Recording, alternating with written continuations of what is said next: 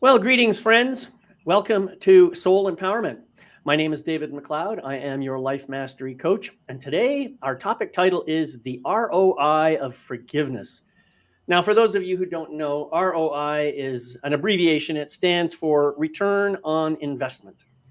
And that's one of the things, our culture, we tend to worship this idea of getting returns on our investments. We track everything in our lives, our 401ks, we track calories, we measure our steps, we optimize our sleep. We do all these things because we think it's really, really important. We seem to even treat our bodies like bank accounts. And isn't it funny how that happens, right?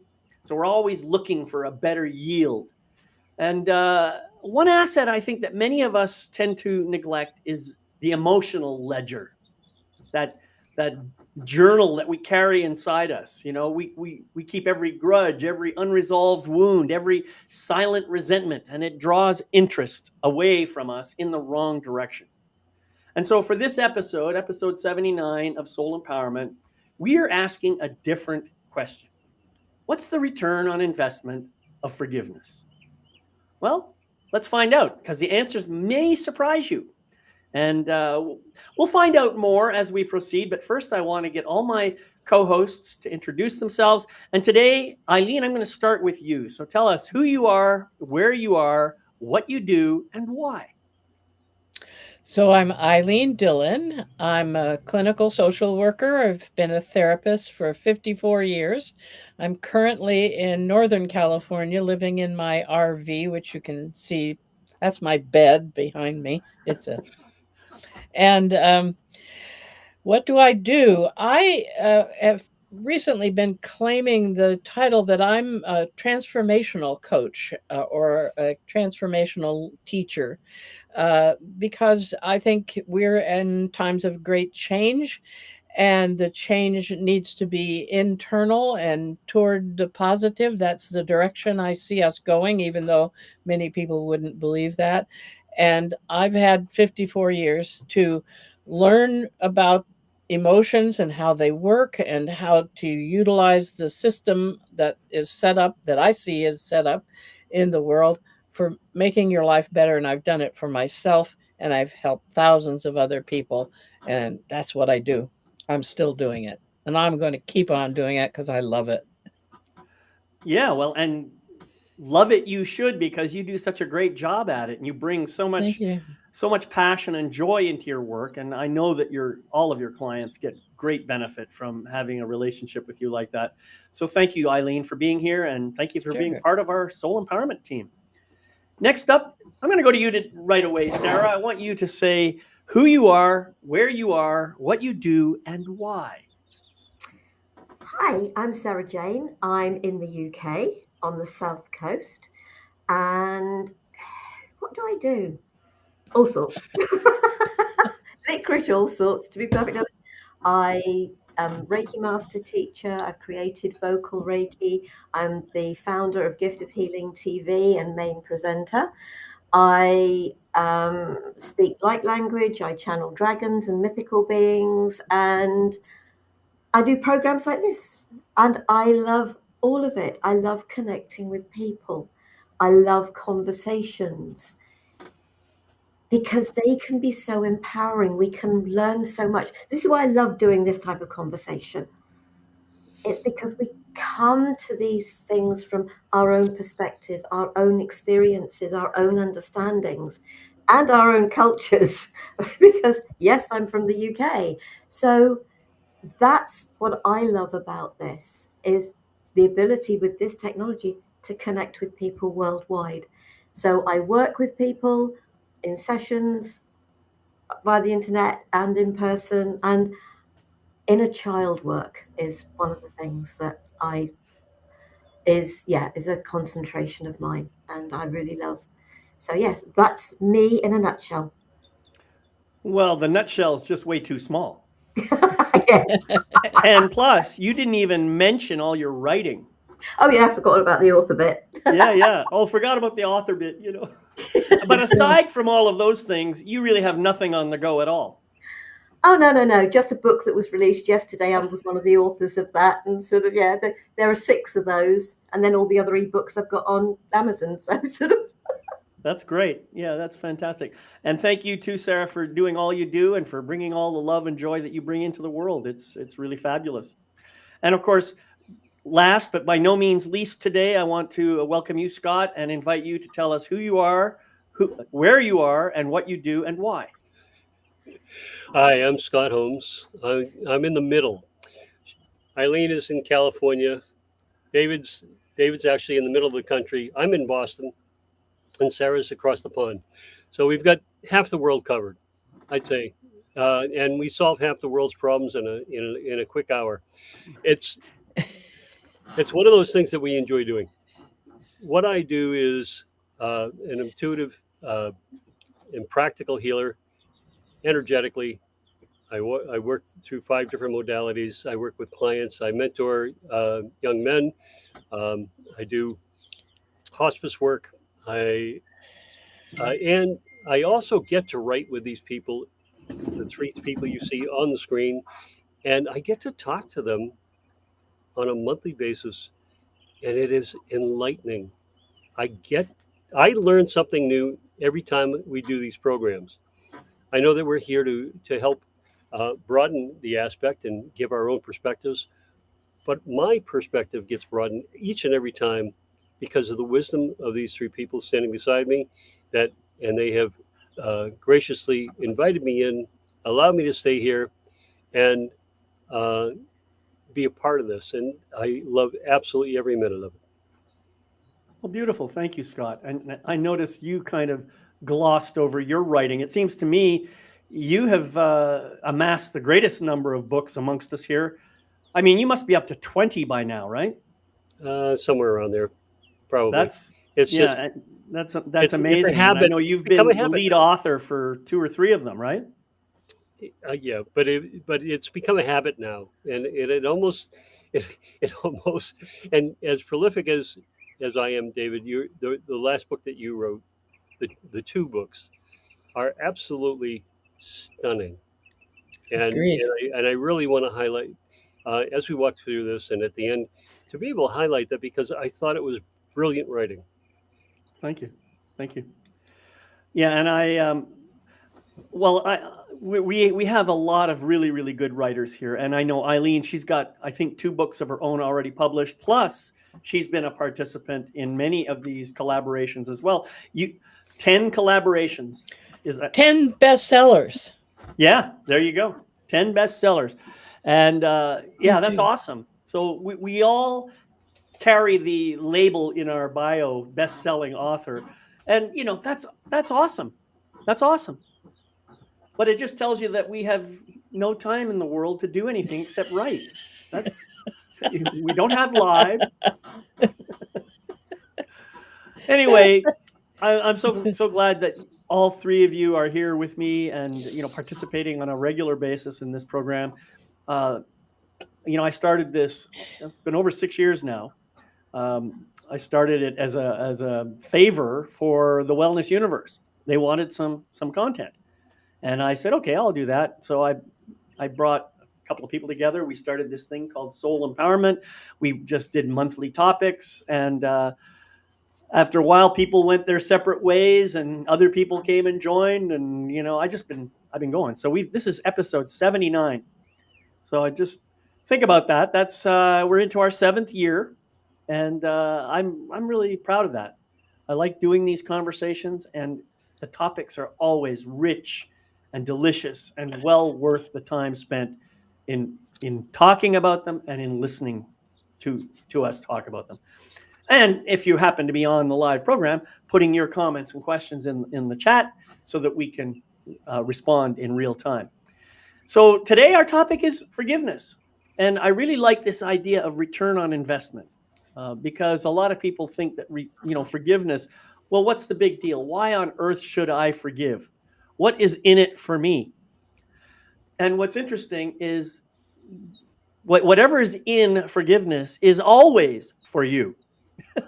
And it isn't for anybody else. That's the funny thing about forgiveness. We think we're doing someone else a big favor by forgiving them, but really it's just about releasing ourselves from some, made up stories that we have about it. I think so. One of the common phrases you will hear people use is forgive and forget. So I want to start there, and I know that that's a touchy question, a touchy statement, and Sarah, I know you've got some things to say about this, so I'm going to ask you to open us up, bring us in with that whole forgive and forget thing. Forget. Because the forgive is the topic of this, and this is something we should do to support ourselves. Forget.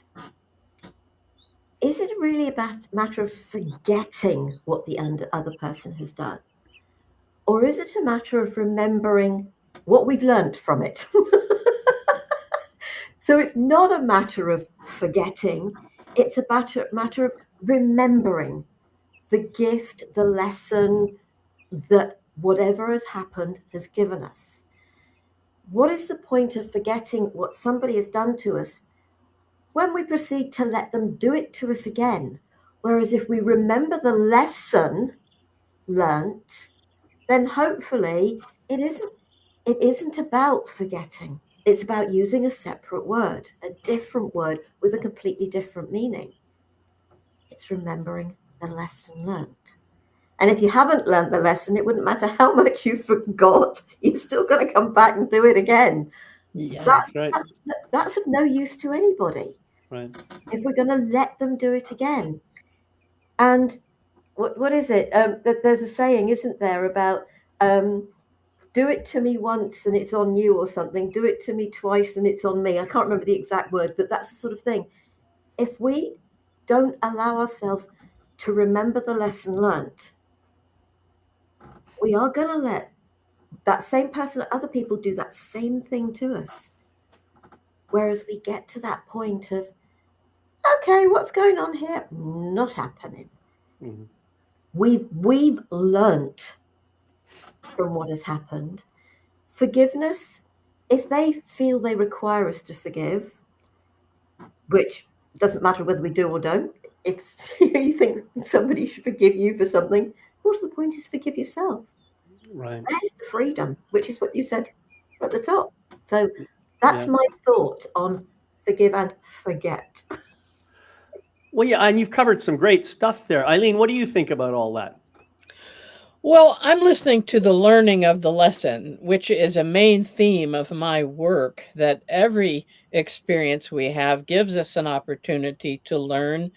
And what most people hate doing the learning, they don't like to change. They'll put up with all kinds of pain rather than making that shift. And one of the things that I have realized over the years, because of course I used to operate that way also, is that the instant I learn the lesson, it's finished. I don't, as you were saying, Sarah, I don't keep going over and over it. The pain doesn't keep collecting. And in that sense, I was thinking about forgetting. Once I learn the lesson, I move on to other things. So I don't spend a lot of time paying attention, except right at the beginning when I have learned the lesson and now I'm very aware of it. But then I sort of put it on the shelf inside of myself and I operate with it, and I don't bring it out to look at it a lot unless I haven't learned the lesson completely and another aspect of it comes up. So, in that sense, I was kind of thinking, well, maybe we say forget because people have had the experience of not remembering it as time goes on, but they move on to other things because they learned the lesson. And in that sense, that may be one of the great returns on investment. We don't have to keep bringing up the same pain, the same craziness, the same upset, and assaulting our own selves. And I want to talk later about the effect of the interaction with our energy. Right. Yeah. Thank you. And Scott, what's your perspective on this? So the expression is fool me once, shame on you, fool me twice, shame on me. And there are so many times, and it really does talk about the lessons learned, right? If we don't learn it the first time, it's going to be repeated. All of our lessons have come that way, right? We repeat, repeat, repeat. We all work with people, and they, in relationships, in jobs, in how they interact, they keep coming across, much more like you said, Eileen, they keep coming across the same thing, and they choose not to change. They want a different result, but they choose to do the same thing over and over again. What's the definition of insanity? Doing the same thing over and over again, expecting a different result. So the forgiveness, the ROI, I always think of it this way. When you don't forgive somebody and you carry that, it becomes tangible. It brings weight to you. And if we put enough of those in and not be unforgiving, whether it's somebody else or ourselves, that's a weight we carry. And it gets more and more and more. It always, the professor that has a half glass of water and hands it to somebody says, "Is that heavy?" They said, "No." If you held it for 10 minutes, would it be heavy? Well, maybe a little heavier. If you held it for an hour, yes. What if you held it for 20 years? How heavy would that half a glass of water be? And it's that weight that we carry. ROI for me is about freedom. The ROI of forgiveness, that lightening of the load so that we can give our energy, as Eileen was talking about, to something else. And maybe, I don't know about you, but when I learned in second grade that first grade, 1 + 1 = 2, I didn't revisit that because I already understood it and I knew it and I didn't have to think about it. It just came along. And I believe that those lessons that we learn just become a part of us. Right. We bring it in, it's learned, it's a part, we move on. We don't have to give it any more energy. And that's that ROI, is that freedom. And I love the topic, and we'll expand more on it. David? Yeah, I agree. I really like the different perspectives on the idea of forgive and forget. I'm going to take a slightly different tack here. One of the things, so part of the reason that we say forgive and forget, we are inviting people not to think about, not to dwell on whatever it is somebody else may have done. Because part of it may be just a complete fabrication. It could be that we're imagining that somebody did something that really didn't happen. And in fact, the other person may have not even been aware of any kind of infraction of any rules or anything like that. So when we're being asked to forgive and forget, we're being asked to do two things. We're being asked to let go of the energy that we have around some story we're making up about what someone else did. And that story usually involves images of revenge, getting even, justice, all this kind of stuff. What's the phrase? Don't get mad, get even. Well, and we're even taught to do that. Isn't that weird? Don't get mad, get even. But the idea of getting even means that I'm holding on to something, and I'm holding on so tightly that I can't release it. And this is why the whole idea of forgive is so important. Release it. Let go of those ideas of justice or whatever. Now, the forget part, I completely agree with what everybody has said. I don't want to forget, because if I forget, then as Sarah said, I may inadvertently allow that person to do the same thing to me over and over again. So I want to be able to learn, and that learn and remember are very important here, to take better care of myself, to create boundaries that are going to allow me to be safe. And I mean, it may not just be that one person who does that thing to me. Someone else might try the same thing. Someone else might witness that and say, "Oh, Dave's a pushover. I'm gonna try that." Well, if I want to be a pushover, then I'll let that happen. If I don't want to be a pushover, if I want to establish my boundaries, then I have to remember all these things and take priority in loving myself and protecting myself and taking good care of myself and saying, "No, that's enough. I love you, and you're going to stop now." So this is where I mean, there's a lot of great material right here. Just this one idea, forgive and forget. I mean, see how much we've covered, and it's what, 20 minutes already. So I love it. This is so great. Now, where do we go next? If we're not going to forget, but we're going to remember and maybe integrate what we learn and all that kind of stuff, how then can we move to the actual forgiveness part? What is the process that we can learn? And I know each of us has different practices here that we're going to share as we go through this program. But right now, I just want to have a little discussion about how do we take that idea and actually implement the forgiving part so that we can benefit from that ROI that you were all talking about. Open season. Who's going? Well, I think we need to make a decision. The decision is, I'm going to let this go. I think when we were meeting to talk about this meeting, I shared that I was violated sexually as a child. And for about 30 years, I was holding on to it. I was not forgiving. And then I learned the notion that forgiveness, that we've already touched on here, forgiveness was not about the other person. I contacted the other person, talked to them about it. That person didn't remember what had happened, which was a shock to me. I'm carrying all this anger and this unforgiveness, and this other person doesn't even remember it. And then I learned the concept that forgiveness is not for the other person, as we've been saying, it's for me. Because what I do, and this I can put energy here, I believe we are energy beings. Medical science doesn't look at the metaphysical type of energy, but we do know that there is energy in the body, that we have studies on the body, like an electrocardiogram that measures the energy of the body. And when we are unforgiving, it's a shutdown process, it's a resistance process. And so the energy can't move, and energy is made to move. So we shut down by not forgiving, and then the energy can't move. So, how do we move the energy? We decide, this is my intention. I'm going to move the energy. How can I move the energy?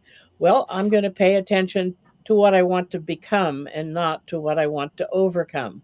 What do I want to become? I want to become a person who's not all clogged up with unforgiveness. I'll just let it be what it is and turn it loose. And then every time it happens, usually the first few times, I forget and I don't do it, but I do successive approximation. Oh, okay, I remember. This is what I intended to do.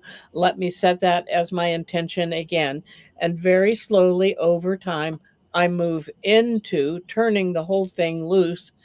And I found motivated for turning it loose for my own benefit really was my ace in the card game, because I thought, why do I want to carry pain and unforgiveness for somebody who doesn't even remember what happened, right?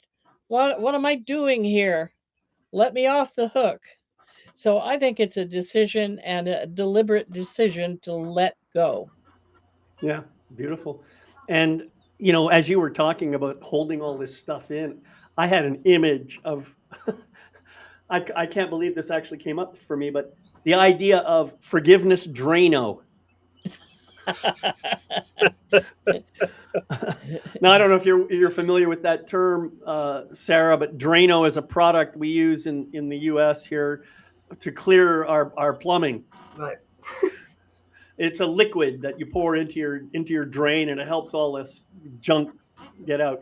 Yeah, and I thought, wouldn't it be cool? And the problem is, Eileen, you were highlighting this. There is no magic pill. There is no liquid Drano for forgiveness.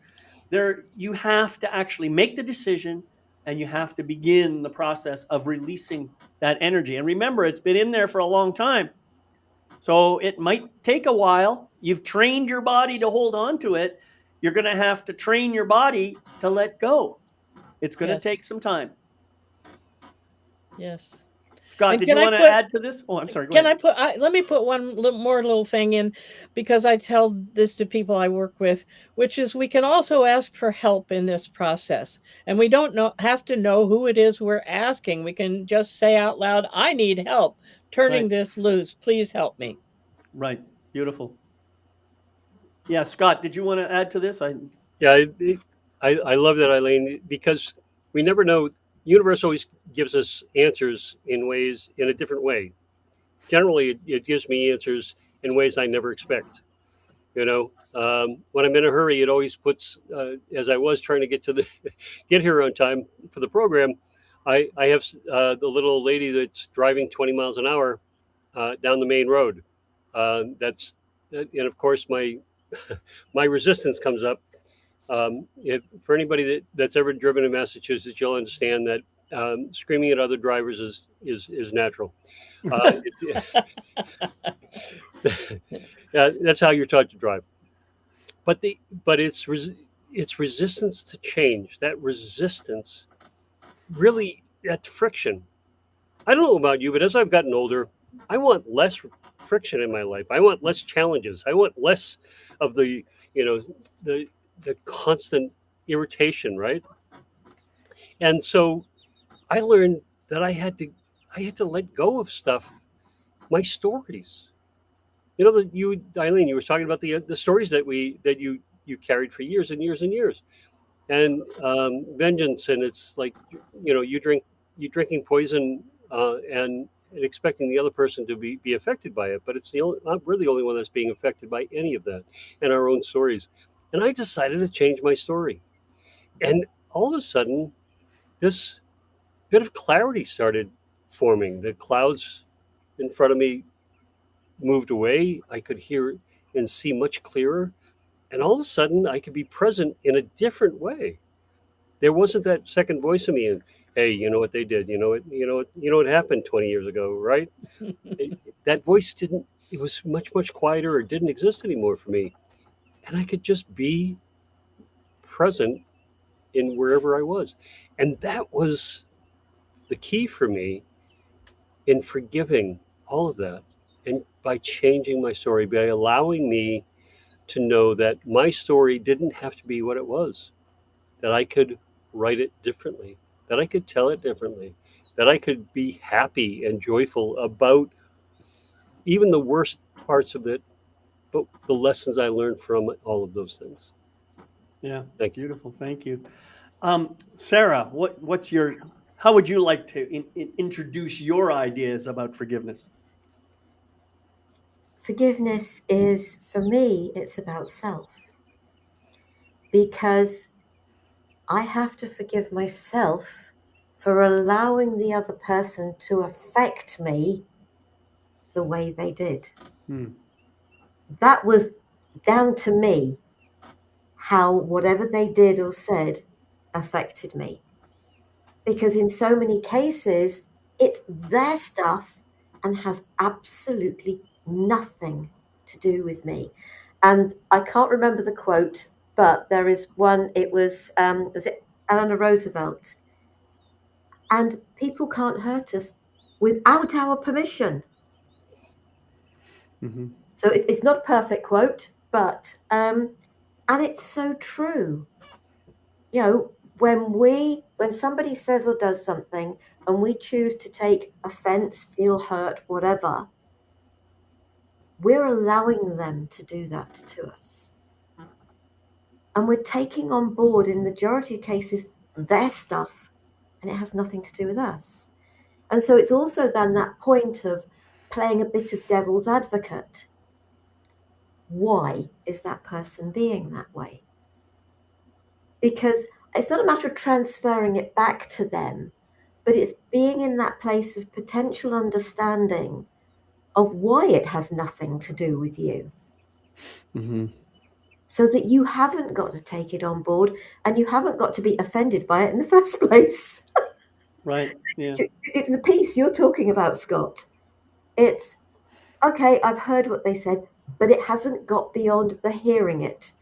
I haven't allowed my monkey mind to grab hold of it and say, oh, now I can really have a go at this. and hold on to it for the 20 years or whatever. Right. Because we can't change anything that's happened in the past. Every now and again, the odd memory thing, something came up this morning. It was just like, let that go. It's happened. It's gone. It's long gone. Yeah, well over 20 years gone. Can't do anything about it. So let it go. Release to the light with love is I use an awful lot. So Yeah, that's nice. I like it's that. forgiving. But if you find yourself in that place of having let somebody get to your monkey mind, they've got deep in there, Right. forgive yourself for it. Yeah. One of the, it seems to me, one of the big, I like to call this a reverse return on investment of non-forgiveness, is this idea that if I just try a bunch of different strategies, if I try strategy number 1, I might change you. If that doesn't work, I can try strategy number 2, and that'll change you. And so we go crazy trying to devise all these new ideas and strategies to try and change the other person because we are holding on to that energy. Do you see what that cost is? And the thing that most of us, well, our ego mind doesn't really get this. Spiritually, I think we do understand it deeply, is there's no way I can change anybody else. It just simply can't happen, Yes. right?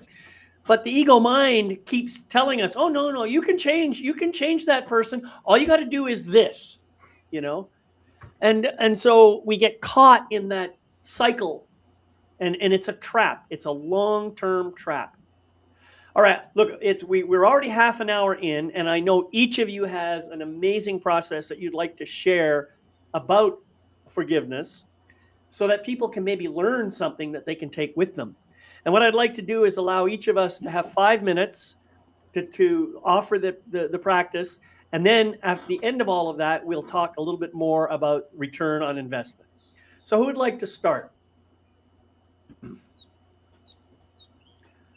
Please let the others, because I've forgotten mine. All right, Eileen, you go ahead. And I'm counting the time here. Okay, I'm going to regress just for 1 second. That one of the ROIs that comes off of what you guys have all just said, what we've all just said, is that when I forgive, I turn loose, and I no longer am connecting myself to that other person. And that other person is free to leave my orbit so my life can get better. That's Great. one of the ROIs. Great. Now show us how it's done. Okay. So thank you, David. I appreciate your being the master, the MC here. So I have introduced, when I've taught, I believe that anger is connected with unforgiveness. And anger is the most active emotion that we experience, which means when we hold on to it, it hurts us all the time. It can make us sick. Hold on to it long enough, it can kill us. So one of the things when I teach an anger class is I like to help people have fun with anger. And there are a number of ways you can have fun with anger. We used to have newspapers, we don't anymore, but you can still buy big pieces of paper like this and take some crayons, they can be broken, whatever. You sit in front of this big piece of paper and you close your eyes and you imagine or remember a time or this thing that you're not wanting to forgive and how angry you are. You let yourself feel that anger, and then you pick up the crayon and you start scribbling, and you want to fill the whole page, and you can make noises. You can go, ah, also. You can make noises. What you're doing is using movement and color and energy release to let the energy of what you're upset about, what you feel angry about, go. And once you get your whole paper filled up, you can either burn that piece of paper. You don't want to keep this energy that you put on the paper there anymore. And or you can tear it up into little pieces and take it to an outside refuse container. And in the meantime, imagine in a class 15 people making noises and scribbling and changing colors. And I mean, it's a fun way to do it. Another fun thing is to get some fairly large balloons and take yourself and whoever else might be interested in being with you, go out of doors. And you stand there, and again, you close your eyes and you think about what it is that you don't want to forgive, what you don't want to let go of, what you're angry about. And then you blow it into the balloon and you hold the neck of the balloon. And you keep doing that until you've run out of things or run out of room in the balloon. And then the whole group, on a signal, turns those balloons loose. So you're turning loose of everything. And the balloons, of course, go like this, which is how you've been going inside of yourself. Right. That's great. And so, my point is, too, that it doesn't have to be serious to turn loose. Even the most serious pain we have, we don't have to be serious in order to be able to turn it loose. We can have fun with turning it loose.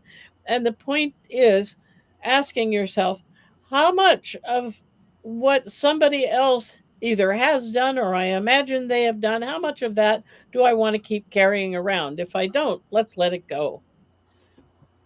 Yeah, that's great. I love this idea, having fun with anger. Yeah, and because anger has given such a negative personality by society, even though in many ways we worship anger. It's very, very bizarre how we've got such a shadow relationship with anger. Yeah, I love these ideas. And another one that I have seen is like get a couple of people together, a group, and have a tug of war. And the tug of war is I want it, and the other guy or the other girl is saying I got it, and you're just going back and forth, pulling. And what you're doing in all of these processes is you're allowing the body to just loosen up and release the energy. It's Yes. amazing stuff. Scott, have you ever experienced something like that? I want to do that with with Eileen out in the field and let those balloons go, and I can see them all over the place. That is the absolutely balloons wonderful. is great. They really are. Yeah. So, and I do believe you're right.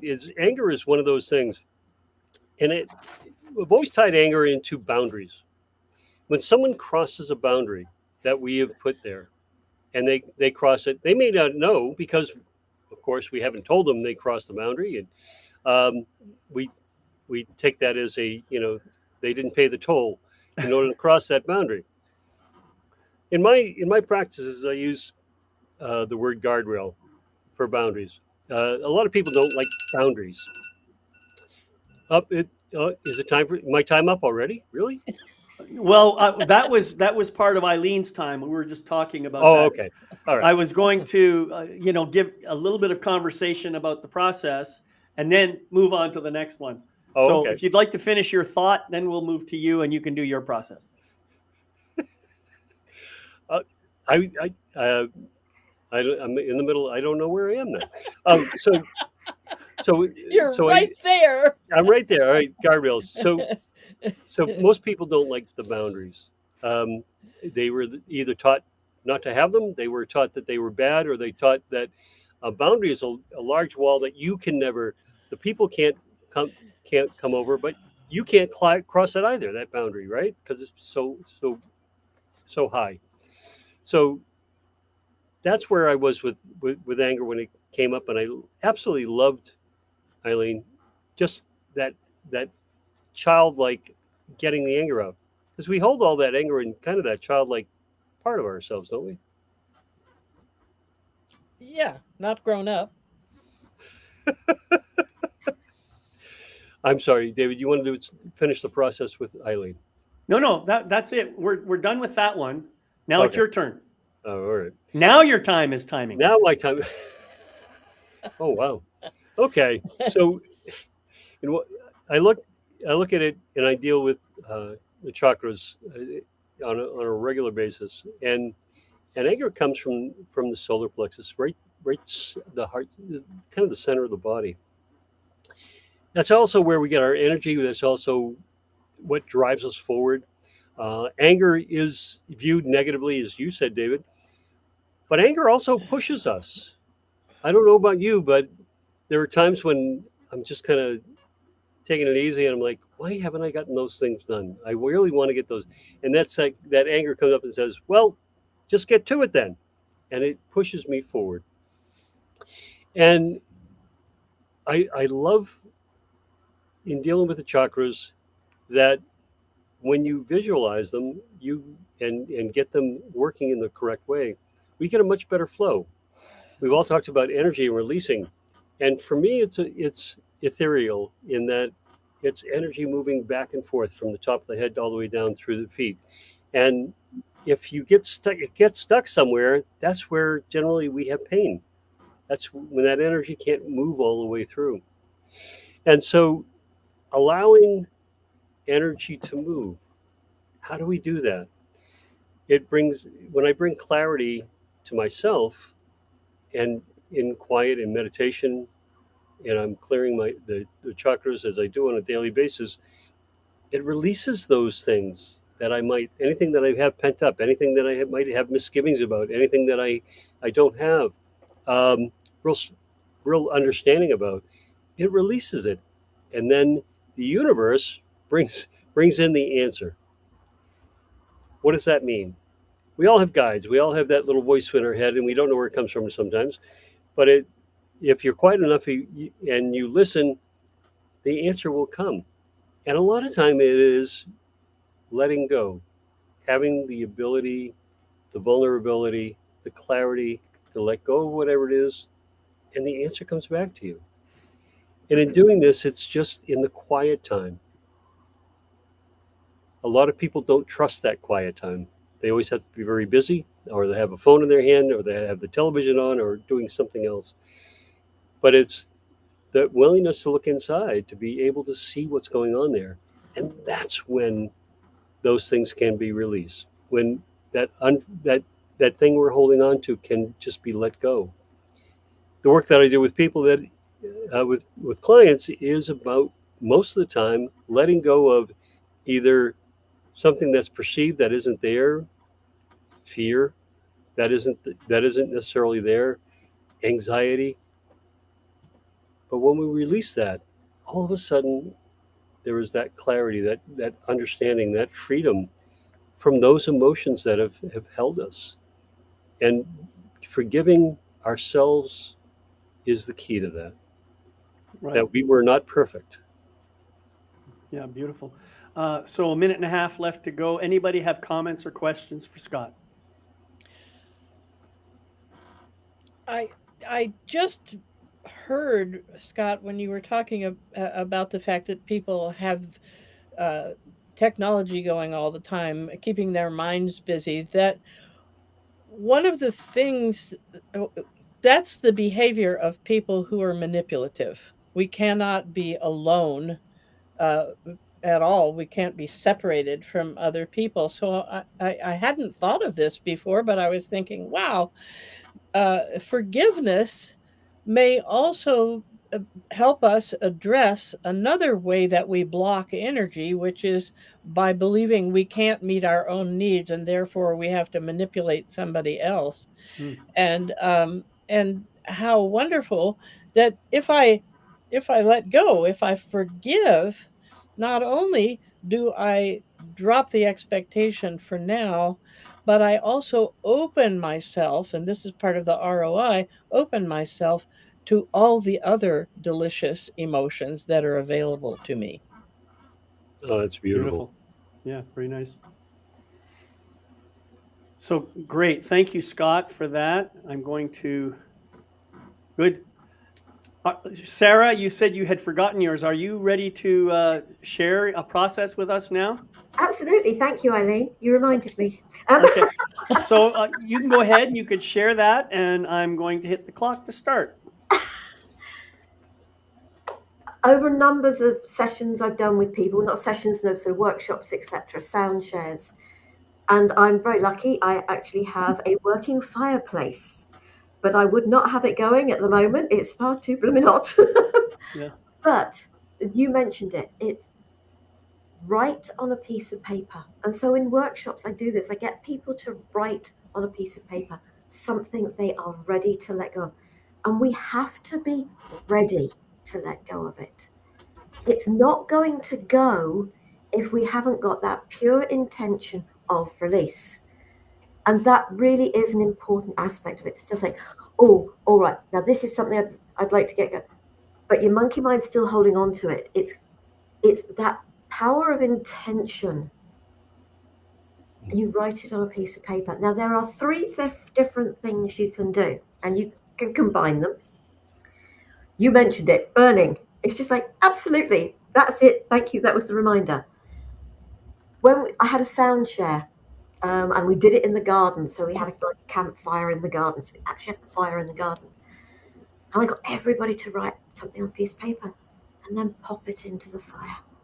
And I've done it here during the winter with the fire going in the grate. But if you haven't got the fire, you can drown it. You just get a bowl of water and you drown it. Or you can bury it. So my reaction would be drown it, then bury it. Obviously the fire has got the ash anyway. And you can spread that around. It's a very simple thing that we can do.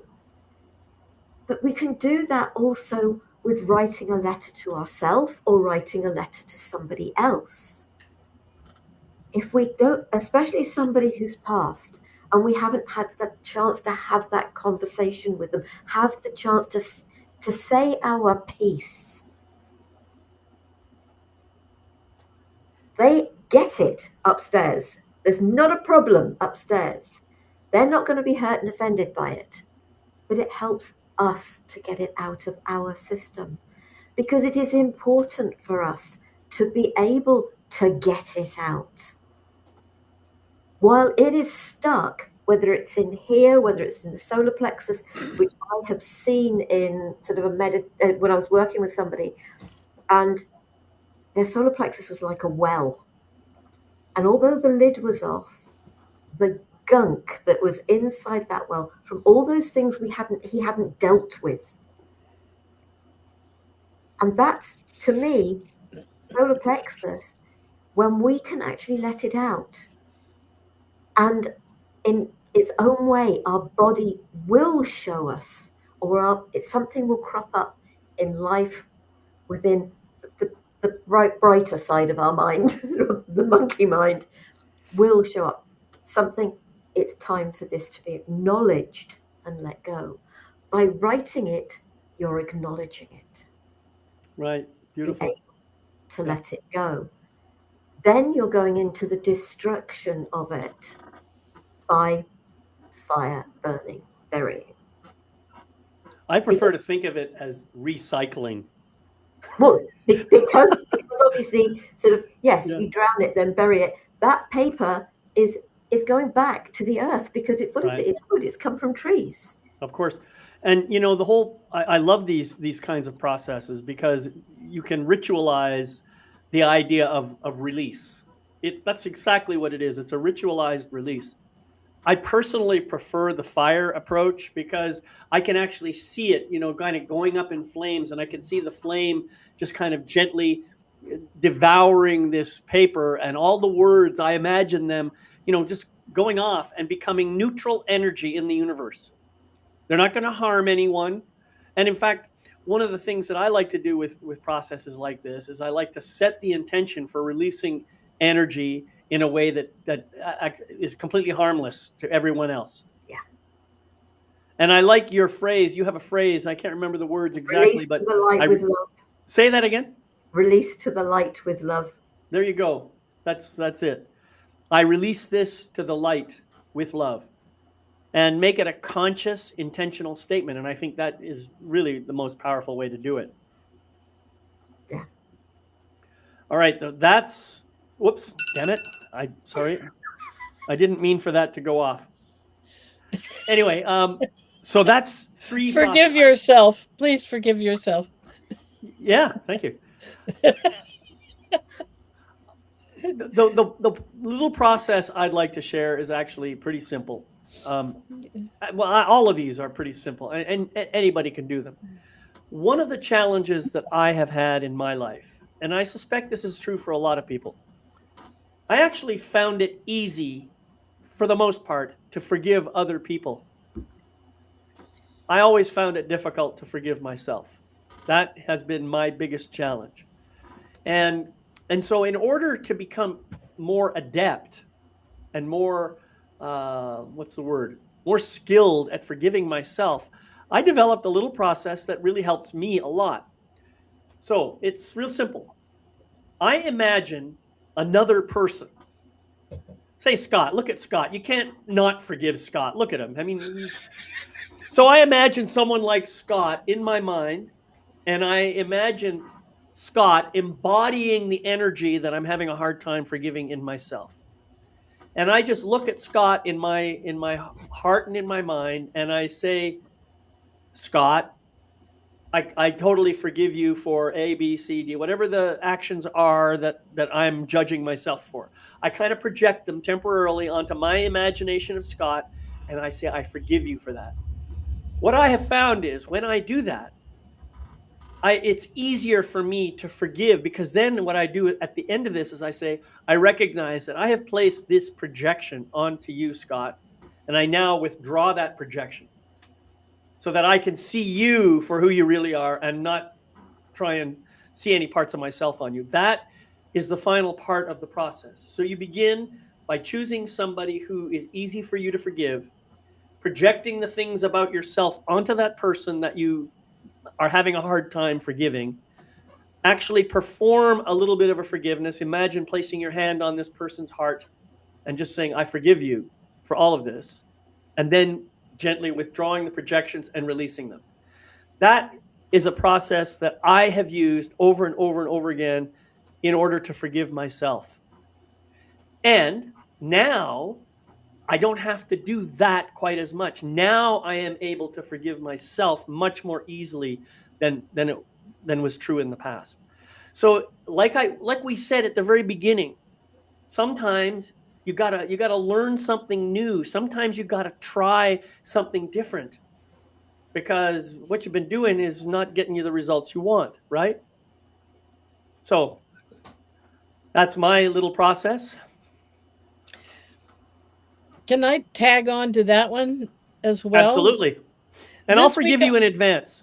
Thank you. Oh my God, I feel so much better. This week, I was working with a woman who has a hard time forgiving herself. And the question is, she's a young woman who has a child, maybe 10 years old, something like that. And I asked her, how would you deal with this issue with your 10-year-old child? And of course, it kind of comes off of what you're talking about. Of course, my child, I want to love my child. I want to forgive them. I don't want them to carry stuff. And so that's, I said, if you do that for your child, what about doing that for yourself? So I just wanted to bring that up for anybody who's watching, who is a parent or a grandparent, who can also draw from how you would love that child and apply that to yourself in letting go. Yeah, beautiful. A thought here. Forgiving yourself, but isn't it just a matter of, I'm having a human experience? All this is part of that human experience I'm here to have. So have I got to forgive myself? Have I got to forgive anybody? Or more to the point, is it, oh, okay, this is just part of the experience. Now I can move forward from this aspect and move into the next. Because we aren't here to be perfect. We're here to have this human experience, and that goes with absolutely everything that goes with that. It's feeling the anger, it's feeling upset, it's feeling hurt, it's feeling love, it's feeling joy and laughter and happiness. It's feeling every side of the emotions. Right. And making a mistake. Is it a mistake? Or is it just another stepping stone because you've acted on the information you had? Now that you've made that step, you've got more information. Right. So do we really have to forgive anybody? But if forgiveness is what helps you, but we're here to have a human experience and we do not have all the knowledge from the get-go, we've been made to forget until it is time for us to remember. Clever, clever, clever. I think, and I'm going to say this, I've said this before, nobody really has to do anything. There's no have-tos here. We aren't here to tell you what to do. We are here to suggest if you are looking for A, B, or C, here are some ways you can get there. That's really all we're doing. So, you don't have to forgive anybody if you don't want to. You can go ahead and keep hanging on to that stuff and see where it gets you. But if you want to be happy, if you want to be fulfilled, if you want to have a sense of peace and love and freedom in your life, forgiveness is probably one of the best ways to go. Really, that's what we're saying. A tag on that, David, that I tell my clients, say they come in or we meet and they decide I'm going to do this, to let this go, to forgive. And they come in for the next session and they go, "Oh, I didn't do it." And I say to them, "That's okay. You're not required to do it. However, I want you to remember that just because you didn't deal with it, it didn't go away. It's going around and it's going to come around again, as you mentioned before, Sarah.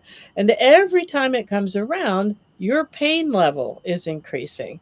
So you can take as long as you want. Right. Don't worry about a thing." And guess Yeah. what? Immediately we want to change. We go, "No, I don't want to keep going through this."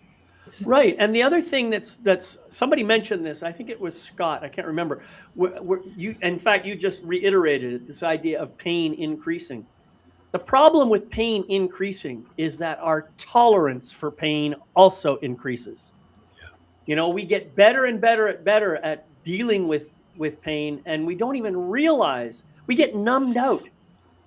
And you mentioned that you're going to reach a point somewhere where sooner or later the pain level is going to exceed your current threshold. When that happens, that's when you're going to deal with it. Yep. So honor it. All right, look at this. I'm feeling so much pain. It's gone past my threshold. I get to do something about it. Yay! Yeah. And those times in our lives, we aren't really jumping for joy. It's those times in our lives, it seems, that is the low point. And I find that most people really start looking at themselves when they are at that point of no return, Right. and where the threshold has been overtaken.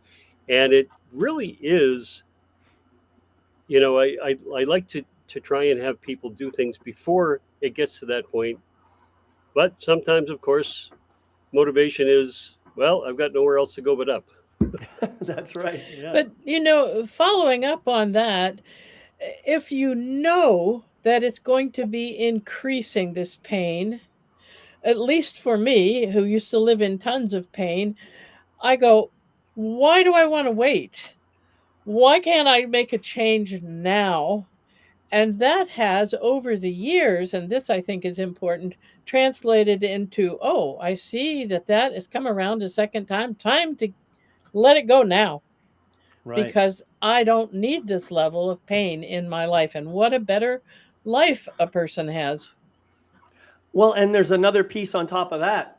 The idea is, okay, in my case, it really did require me to reach that threshold level. But once I got there and started doing the work, that meant my threshold went down, but so did the pain level. And now I could start to see things happening more quickly, and I can respond to it before the pain gets too high. Yes. This is it's like the change breeds more change, because the change encourages the learning that allows you to integrate it into your body and into your whole being, actually. And then you reach the point where you say, wow, that feels so good. I want more of that. That's an interesting place you get us to, David, because most people, I have discovered, don't like change. And one of the reasons they don't like change is they think it's going to be worse, it's going to be harder. And what we're all saying here is, you make a change when you feel this pressure of non-forgiveness coming in on you, and you make a change, inevitably it's better, because that's what your soul, that's what your insides, that's what your heart is reaching for. Right. Beautiful. Well, we've reached the top of the hour, and I promised that I would try and get this finished right on the top of the hour. So I'm not even going to give anybody any more chance to speak, because we've all shared so much amazing wisdom today. This has been an absolutely fabulous topic. I really hope you'll share this out with all your friends. There's so much great stuff here. Several processes you can use, lots of ways that you can get all kinds of happiness, fulfillment, joy, and love just by learning how to forgive. Forgive everyone in your life. And not only that, but you know that more people are going to do things to you that are going to trigger your anger and all the rest of it. Forgive them now before it happens. That's what I call pre-forgiveness. It works. So I encourage you all to really embrace this idea of forgiveness. Come back and join us next month for another amazing episode of Soul Empowerment. And we'll see you all soon. Lots of love, light, and blessings on your continuing journey. Bye-bye for now. Namaste. Yes. Bye.